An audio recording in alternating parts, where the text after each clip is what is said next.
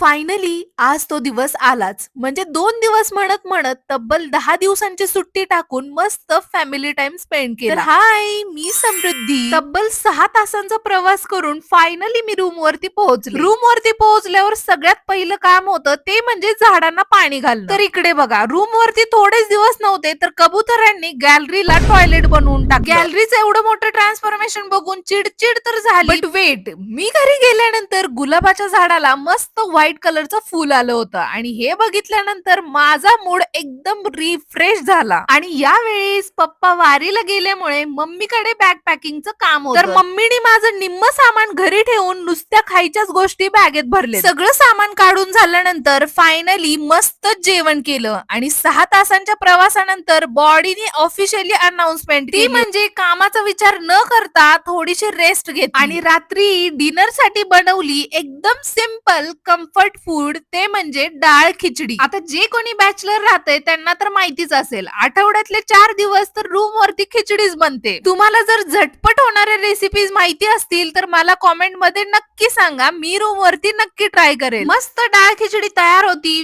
त्यानंतर डिनर केलं आणि चला आजचा व्लॉग इथंच थांबवते. भेटूया उद्याच्या व्लॉग मध्ये. Till then take care and bye.